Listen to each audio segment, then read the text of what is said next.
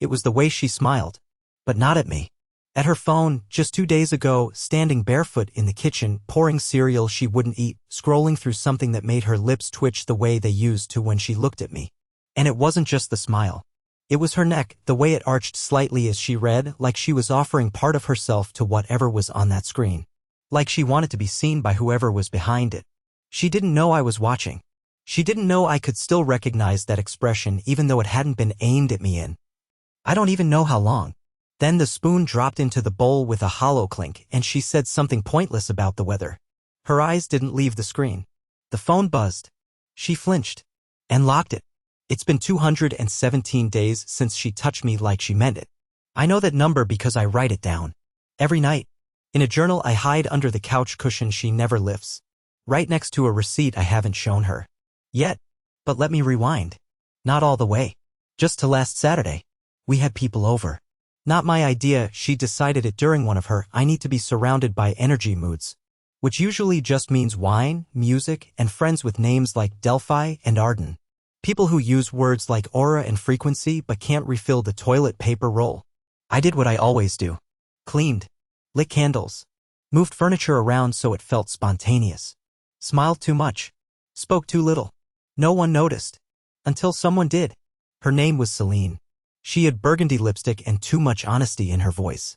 She looked at me, really looked, and said across the kitchen island, "You're kind of the quiet storm type, aren't you?" I blinked. I think I laughed.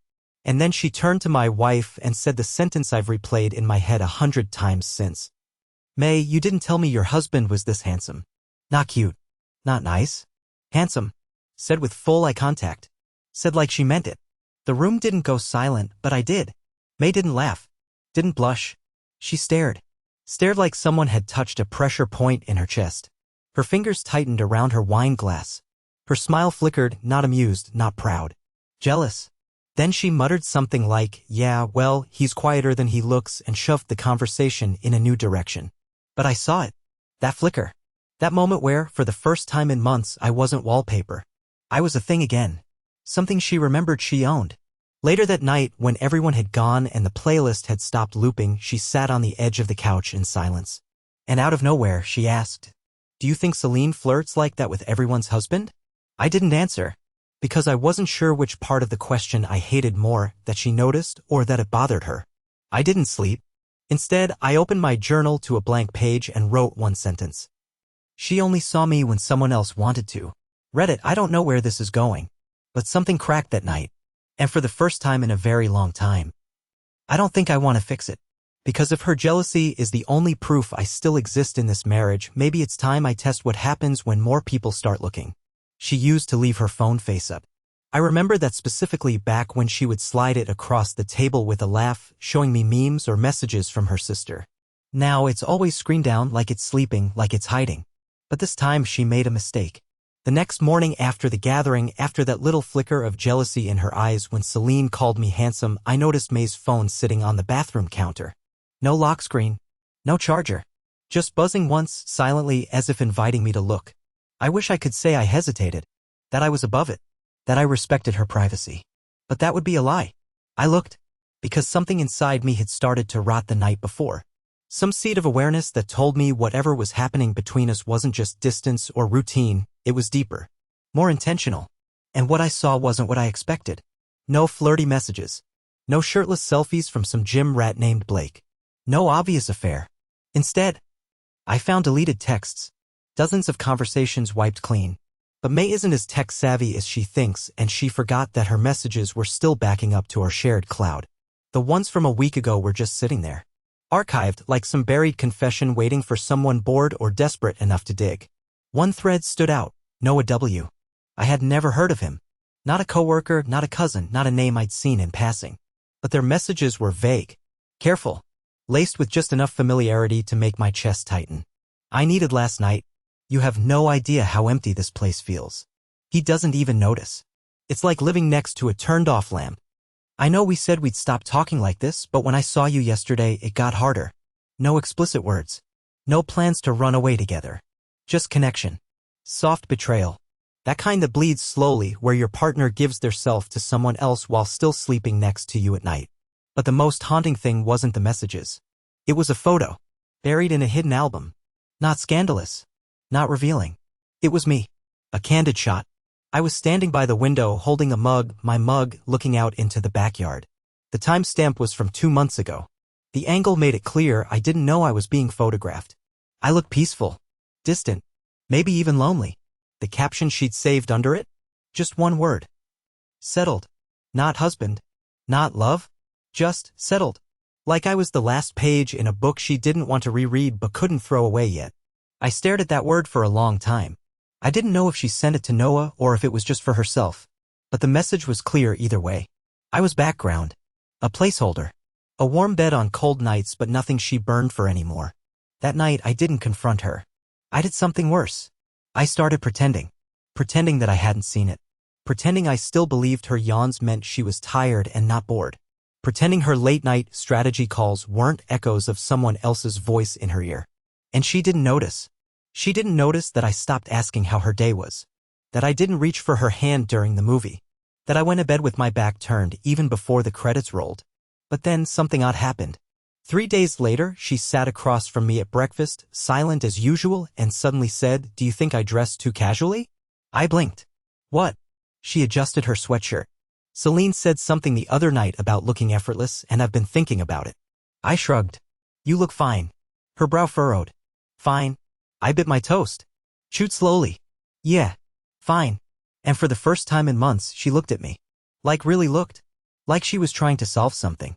I didn't flinch. I didn't smile. I just let the silence crawl back in and watched her retreat into it like a shell she forgot she built. I think that was the moment she realized something had shifted. But she still didn't ask. She didn't say, "Are you okay?" or "Have I hurt you?" She just kept existing next to me, one foot already out the door emotionally, waiting for something to push her fully into the arms of whoever Noah was. But I wasn't going to give her the satisfaction of breaking up first. No, I wanted her to feel it. The weight of what she'd thrown away. The slow unraveling. The loss of a man who once would have moved mountains just to hear her say his name the way she used to. And read it, that unraveling is exactly what began the night I bumped into someone who knew more about her lies than even I did. Someone who held the other half of the truth I wasn't ready for. I don't believe in coincidence. Not anymore. Because what happened that night, 3 days after I found that photo and that word settled, wasn't coincidence. It was something else. Some strange ripple in the universe that pushed me into a truth I wouldn't have found on my own. May had told me she was meeting her team for drinks after work. New project kickoff, she said while swiping on a plum-colored lipstick I hadn't seen her wear in years. Might go late. Don't wait up. I just nodded. Didn't ask who'd be there. Didn't remind her that we used to like staying up together. Didn't mention that she never wore that color when it was just me. And she didn't ask why I didn't say goodbye when she left. She just grabbed her purse and disappeared out the door. I didn't plan to go out. Honestly, I just didn't want to sit in the living room alone again, pretending that silence was peace. So I walked to the bar 3 blocks down, one of those dim, rustic spots with exposed brick and soft indie music humming beneath the clink of glasses. I sat at the far end of the bar and ordered a ginger beer because somehow I thought not drinking made me stronger. Like staying clear-headed would help me figure this all out faster. I didn't notice the guy next to me until he slid a coaster my way. "You dropped your card," he said. I hadn't. I looked at the coaster, then at him. Maybe mid-30s. Faded black hoodie. Tired eyes that carried too much weight for a Friday night. I shook my head. Wasn't mine. He didn't blink. "You're Emery, right?" My blood stopped moving. "Sorry, what?" I asked, trying to sound casual, failing completely. He nodded toward my hand. "Your wedding ring." Saw the initials. M+E. "You're May's husband." I stared at him like he'd spoken in Morse code. I wasn't wearing anything else that gave me away. No ID on the bar. No mutual friends in sight. Just that ring. And he knew. "Do I know you?" I asked. He gave a half smile, then looked away. "No. But I know her." "Well, knew her." "Knew. I dated her," he said casually. Like it was a weather update. Before she got married. Years ago. Back when she was still Maeve. I didn't respond. Because I'd only ever known her as May. And the way he said Maeve carried a kind of intimacy that made my stomach twist. He reached into his coat and pulled out his phone. "Look, man, I'm not trying to mess with you. But I saw her 2 weeks ago. At that co-working loft on 5th. She didn't see me. But she was with a guy. Tall. Blonde. wearing a coat like he was trying to blend in but couldn't stop smiling at her like a damn kid in a candy shop. He turned the phone around. A blurry photo, taken from behind a glass door. Two people sitting in a small corner booth. One of them was May, laughing. Not politely, not professionally, laughing. The other was a man I'd never seen before, and the way his knee touched hers under the table? That told me more than any message ever could. My hands trembled, but I forced a breath. Why are you showing me this? Because, the guy said, pausing, she did the same thing to me. 5 years ago. She fell out of love and forgot to mention it. Until I found out the hard way. I didn't know what to say. The room felt too warm. My vision narrowed. It was like watching my life through a pinhole. I'm sorry, I muttered. He just nodded. I figured if someone had shown me, maybe I would have walked away sooner. Saved myself some bleeding. And with that he left. Didn't ask for my number. Didn't even finish his drink. Just disappeared into the cold air like he'd been sent for one purpose. And that was the moment I realized something bone deep. This wasn't an affair. It wasn't betrayal in the usual, cruel, messy sense. It was pattern. May had done this before. Replaced. Detached. Moved on emotionally long before physically. Pretending not to notice her partner's pain until she could frame her exit as growth, not abandonment. She was doing it again with me. But not this time. I wasn't going to be another quiet casualty in her personal evolution. I walked home with the photo still on my mind. Every laugh she'd shared with that man felt like one stolen from me. Every secret meetup, every deleted text, every outfit she wore for him, they layered over my memories like mold on old wallpaper. I didn't sleep that night. Instead, I sat at the dining room table, the same one we bought together off Craigslist when we were broke and optimistic, and I wrote a letter. Not to her, but to me. The version of me that still believed she'd come back around. The man still waiting for her to look at him like she used to. I burned that letter in the sink. Because I was done waiting. The next morning, May was back to acting like nothing had happened. She hummed while getting ready, asked if I wanted coffee, tossed a lazy love you on her way out the door like it weighed nothing. Like she hadn't just spent the night texting a man I didn't know and meeting him in secret cafes across town. Like the word husband still meant something. I played along. I was good at that now. But my hands were shaking when I picked up her keys from the counter. She had accidentally left her spare car key next to the fruit bowl. Right beside it was her mail, junk mostly, but one envelope stood out. Handwritten. No return address. I didn't open it. Not yet. But something about it buzzed in my palms like static. I tucked it under a stack of flyers and told myself I'd look later. Instead, I found myself walking into the guest room. We barely used it. The walls still had the generic art from when we moved in, abstract blobs in muted colors. It always smelled faintly of dust and lavender, like time had stopped in there. I sat on the edge of the bed. It creaked like it hadn't felt weight in a long time. Then I opened the nightstand drawer. It was supposed to be empty. We never kept anything there. But inside was a thin, flat cardboard box, shoebox sized, pale blue, tied with a ribbon that looked old. I don't know why I hesitated. Maybe because the ribbon was tied like a gift.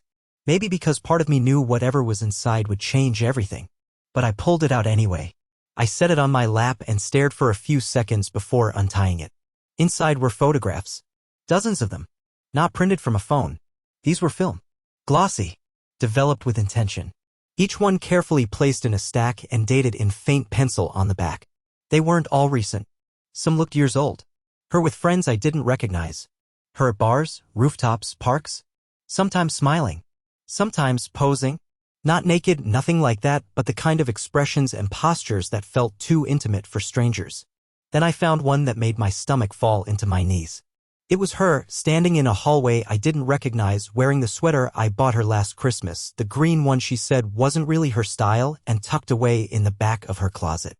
Only she was wearing it open, no shirt underneath, bare shoulders peeking out, and someone else's hand was visible in the corner of the frame. Reaching for her. The caption on the back said, "Just before everything changed." I dropped the photo. My ears rang. My hands went numb. I should have stopped there. I knew I should have. But something deeper than curiosity kept pulling me forward, something closer to grief. Because this wasn't about catching her cheating anymore. It was about mourning someone I thought I knew. Someone I thought was safe. At the bottom of the box was a folded sheet of lined paper. It looked old, smoothed out from being handled too many times. Her handwriting. I unfolded it with shaking fingers and read. "If you're reading this, I either trusted you too much or not at all. Either way, I hope you understand. I've always needed more than just love, I needed motion. And if you couldn't give that to me, I had to find it elsewhere. Please don't hate me. You were my calm. But I wasn't made for calm. I read it again. And again. It wasn't addressed to anyone. No name. No signature. But it didn't have to be. It was a letter written to every man who had ever loved her. Including me. Especially me. And that's when something shifted. Not rage. Not sadness. Not even heartbreak. It was clarity. This had never been about Noah or some guy from a co-working space or even the man at the bar who showed me that blurry photo. This was about May. About the black hole she carried behind her smile, always pulling people in, feeding off their warmth until they were cold enough to leave behind. And suddenly, I didn't want to be the exception anymore. I wanted out. Not loudly. Not dramatically. I didn't want to scream or throw her things on the lawn. I wanted to disappear quietly. The way she had from our marriage. One small inch at a time. So I made a plan. It started with the mugs. She had 4 favorites. Ceramic, oversized, speckled with pastel colors. The kind you find in artsy gift shops for too much money. She never used the plain ones I liked. So one afternoon, while she was at another brainstorm dinner with her team, I boxed them up and drove them to a donation bin 2 towns over. She never noticed they were gone. That told me everything I needed. From there, it became a ritual. My silent rebellion. I removed myself from her world the same way she'd emotionally removed herself from mine, subtle, methodical, and with almost surgical precision. The framed photo of us at Lake Geneva that used to sit on the hallway shelf? Gone. I replaced it with one of her and her college friends, a print I knew she liked more anyway. The flannel shirt she once said smelled like me in a good way? Disappeared. I folded it neatly, placed it in a vacuum-sealed bag, and shoved it in the trunk of my car. Every day, I removed one more piece of myself. Nothing loud. Nothing obvious. Just a slow fade from view. Even my toothbrush moved from the cup beside hers to the drawer. Then out of the bathroom altogether. Still, she didn't ask. And in a way, that silence was worse than confrontation. Because what it confirmed was terrifying in its simplicity. She didn't see me. Not anymore. Not even enough to miss the pieces I was stealing away in real time. But it wasn't just about physical things. I started detaching from my routines too. Stopped offering to make her tea. Stopped watching her shows with her. When she spoke, I stopped asking follow-up questions. She thought I was tired. She said I'd seemed off lately. I nodded and smiled. I was off. Way off. I was miles away, already packing my soul into an emotional suitcase, preparing for the departure she didn't think was coming. Then came the voicemail. I was sorting through a box of old receipts when my phone buzzed. No name. Just a number I didn't recognize. I almost ignored it. But something about it felt off. I played it on speaker, standing alone in the garage. A man's voice.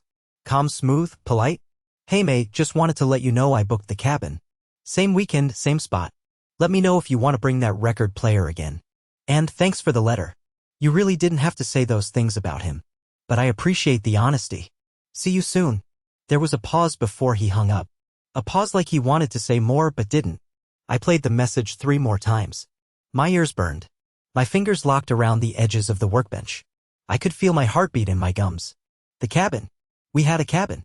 It used to be ours. We spent 3 anniversaries there.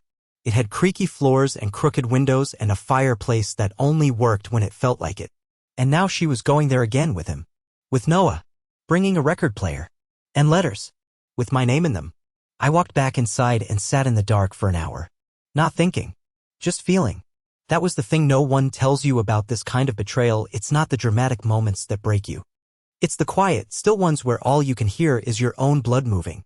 I wanted to confront her. I wanted to scream. I wanted to ask, was I ever enough? Even though I already knew the answer. But I didn't. Instead, I opened my laptop and started moving money. We had joint accounts. Shared passwords. Years of financial entanglement that I untied one thread at a time while she was out laughing with someone else. I didn't take everything. I wasn't cruel. But I took what was mine. What I'd earned. What I knew she'd try to claim later as part of some amicable arrangement. I even moved my last paycheck into a new account she didn't know about. I canceled the automatic bill for her yoga membership. I unsubscribed from our shared streaming services. Small things. Barely noticeable. But they added up. It felt clean. Almost satisfying. Like I was setting the stage for an exit that wasn't theatrical but absolute. And then I did the one thing I had sworn not to do. The thing I told myself would only make things worse. I followed her. Just once. She said she was going to dinner with her friend Ray. I knew Ray. Sweet girl. Terrible liar. I waited 10 minutes after May left, then grabbed my keys and drove. I didn't have a plan. I didn't even know where I was going. I just followed the pull in my gut that said, not this time. And I found her. Not at a restaurant. Not at Ray's. But at a quiet little bookstore downtown. Closed to the public after hours. She was inside. With him. I parked across the street. Watched through the window as she handed him something. A vinyl sleeve. Then he hugged her. And she leaned into it like it was home. She didn't look over her shoulder. Not once. And that was the moment I realized she wasn't just done loving me. She was done pretending to love me. Which meant I could stop pretending too. I didn't pack a suitcase. That would have been too obvious. Too loud. Instead, I became a shadow with intention. A man rehearsing his disappearance not with luggage, but with stillness. I knew May wouldn't look for clues. Not because she trusted me, but because she had already stopped looking at all. And there's nothing more invisible than someone you've decided doesn't matter anymore. So I began by erasing the future we never talked about. The joint therapy appointment we never scheduled? I canceled it.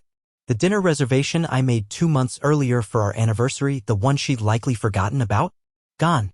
I closed the savings account we once labeled Europe 2026 and rerouted the funds quietly into a private digital wallet under a different name. I withdrew every shared photo of me on social media. I changed my passwords. Deleted my name from our shared grocery app. It sounds petty, but it was ritual. It was a man crawling backward through a version of his life that never belonged to him. Then I started writing. Not a letter. Not a manifesto. Something smaller. Stranger. I made a list of all the things she used to do that made her seem real to me. Not beautiful. Not exciting. Just real. How she used to squeeze her left thumb when nervous. The way she left tea bags on the edge of the sink as if saving them. The ugly laugh she tried to hide when she snorted. I filled 4 pages. Then I burned them.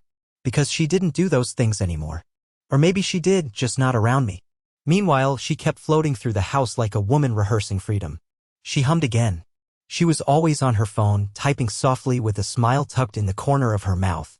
She went for late-night walks wearing perfume. She bought new books and didn't tell me about them.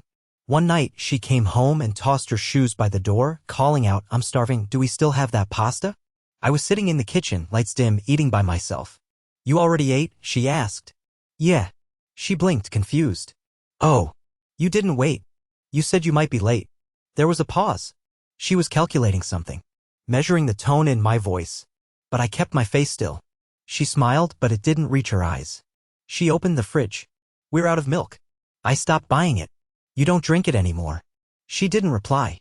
Just shut the fridge harder than she needed to and walked away. That was the first crack. The first moment she realized she might not be in control of the unraveling anymore. A week later, she left for the cabin. She didn't tell me she was going with Noah. She didn't even say Noah. She said a friend. She said, "I just need some space. I need to think." She said it like a woman who had already made the decision but wanted to keep the moral high ground. I didn't argue. I didn't ask if she'd be back Sunday or Monday. I just told her, "Drive safe." She took one suitcase. Wore a white sweater I'd never seen. Left her key on the dresser, probably so she could claim it was just a short trip. She hugged me briefly with one arm. Like a sister. Like a neighbor. Then she left. And that's when I began the final stage. I didn't run. I didn't trash the house or delete her contacts. I didn't change the locks or leave a cruel note. What I did was quieter. I moved everything I owned into storage. Not far, just enough to make it mine. I hired someone off a neighborhood app to help. Paid cash. I packed every shirt, every book, every object that carried the scent of my presence, and I left behind only what belonged to her. The walls were still decorated, the bed was still made, the kitchen still stocked, but there was no me in it anymore. Not a trace. Not a toothbrush. Not a coat. Not a shadow. I left her the house. The plants. The wine glasses. I didn't take revenge. I didn't touch her laptop. I didn't even open her mail. But I did leave one thing. A single Polaroid photo. It was tucked inside the fridge, behind the milk she forgot to buy. A picture of me at the window, taken by her months ago, the one I found in the blue box. The same one she captioned settled. Only this time I wrote something new on the back. "Don't worry. I've finally moved." That was it. She returned Sunday evening. I know because I watched from a distance, sitting in my car 3 streets down. She walked in carrying bags, her face lit up from her phone screen. She didn't notice anything missing at first. She probably thought I was in the shower. Or asleep. Or just somewhere else. It took her about 40 minutes to realize the absence. She stood in the doorway of the bedroom, motionless. Then I saw her walk to the kitchen. Open the fridge. I watched her body lock up. Like someone had poured ice water into her spine. She didn't cry. She didn't scream. She just stood there, holding the photo, and I could tell she knew. Not just that I was gone, but that I'd been planning this for a long, long time. It took her 12 days. 12 days of silence. 12 days where my phone never lit up with a message, my inbox stayed empty, and no mutual friends reached out. I thought she might just let it slide. Let me vanish. Pretend it was mutual. Maybe even reframe it for herself later, tell people I'd abandoned her or that we had grown apart peacefully. I was almost prepared for that. But on the 12th day, she appeared. Not with a knock. With a reflection. I was sitting in the cafe 2 blocks from my new place. A quiet corner spot I'd discovered in the days after leaving, where no one knew my name and the staff didn't make small talk. I liked that. I liked being invisible on my terms for once. I had just taken a sip of my coffee when I caught her in the reflection of the front window, standing outside, arms folded, her face pale and unreadable, looking in like she wasn't sure if I was real. I didn't move. She opened the door slowly, walked in, and stopped 2 steps away from my table like someone crossing into a country where they no longer speak the language. She didn't sit down. She just stared. You really left? I looked up at her and said nothing. Her voice was soft but shaky. No message. No call. You didn't even. I came back and you were just gone. I was gone long before that, I replied, and the words came out colder than I expected. She sat. Finally. Folding her hands on the table like she was bracing herself. I thought we were going to talk. I thought we could. I don't know, process things like adults. Did you tell him that before or after you booked the cabin? She flinched. A small one. But I saw it. So you followed me? I tilted my head. No. You were just loud enough. There was a beat of silence. She opened her mouth, closed it, then looked away. I didn't cheat, she said. I almost laughed. But I didn't. You're right. You didn't technically cheat.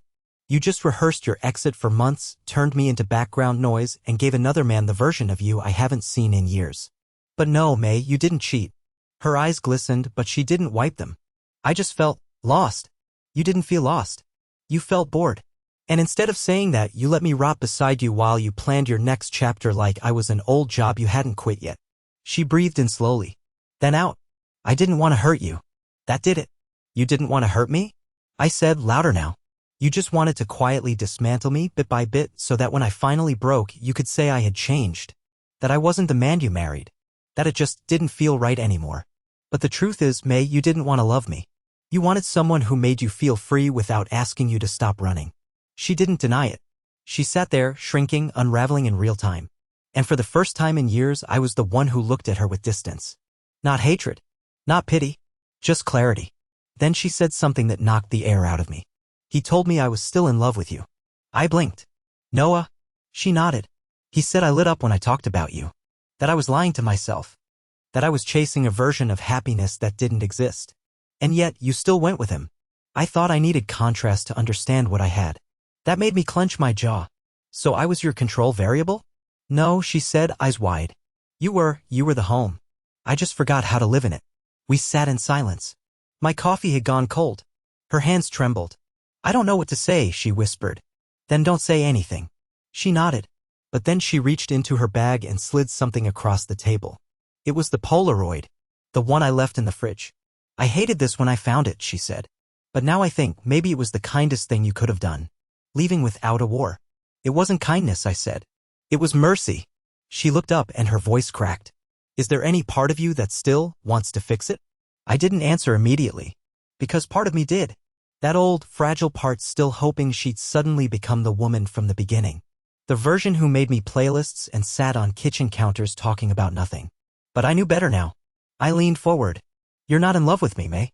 You're in love with who I was when you liked yourself better. She broke then. Fully. Shoulders shaking, silent tears. But I didn't reach for her. I didn't try to hold her up. Because I had finally stopped holding her at all. She stood. I'll leave you alone, she whispered. I won't come back. I nodded. She walked out the door, the bell jingling faintly behind her. This time I didn't watch her go. I just sat there, staring at the condensation on my coffee cup, breathing in the space she left behind. Weeks passed. Then a month. Then 2. The space she left behind didn't echo anymore. It breathed. It expanded. I filled it not with rage or regret, but with stillness. Real stillness. The kind you don't notice until it replaces noise you didn't realize was choking you. I didn't rebound. I didn't spiral. I didn't try to outrun the hollow feeling that followed me in the mornings. I let it sit beside me. I listened to it. And slowly, I realized that hollow wasn't pain. It was absence. The kind of absence you need in order to grow something new. I moved into a smaller place, 1 bedroom, sunlit, clean corners. No shared closets, no framed memories on the wall. I bought a new mug. One I chose only for myself. Navy blue. Heavy. Solid. I drank from it every morning while watching the world exist outside my window. Sometimes I'd remember her laugh. Or the way she used to put her cold feet on mine in bed. I let those memories stay. Not as poison, but as proof that once something good had lived here. And that was enough. Then 3 months after she left that cafe, I got the letter. No return address. No digital trail. Just handwriting I didn't recognize, tucked into a plain envelope that smelled faintly of ink and wildflowers. Inside was a card. Simple. Hand-painted. And a note. Dear Emery, you don't know me, but I know enough. My name is Ray. I was May's friend. The one she said she met for dinner that night, the lie that led to everything else. I watched what happened to her after you left. She didn't fall apart. She got quiet. She started doing things she used to be proud of, volunteering, teaching yoga again, fixing things without asking for help. She doesn't want me to say this, but I'm going to anyway. She says you taught her what it means to be loved without conditions. And by losing you, she finally started learning how to love herself. She doesn't expect you to come back. She doesn't even hope anymore. But she wanted me to tell you that she keeps that photo in her nightstand now. The one you left in the fridge. And she reads the back like it's a prayer. You moved. And so did she. Whatever you choose to do next, just know you weren't forgotten. You were the chapter that made the rest of her life possible. Warmly, Ray. I held the letter for a long time. It didn't break me. It didn't reopen wounds. It just landed softly. Like a story finding its last line. Because by then I was already okay. I had started teaching again, small workshops at the library about storytelling and memory. I'd made a few friends. And there was someone kind. Someone quiet. Someone who noticed when I blinked twice while thinking and who remembered how I liked my tea without asking twice. We weren't anything serious yet. But she listened. She looked at me. Really looked. And I didn't feel invisible anymore. I never responded to Ray's letter. I didn't need to. Some stories don't end in reunions or revenge. Some just close. Gently. With understanding. With growth. With peace. May and I weren't meant to last. But we were meant to exist. And that mattered. And now every morning I fill my blue mug. I sit in the sunlight. I write. And I begin again. Because sometimes the most beautiful kind of love is the kind you give back to yourself.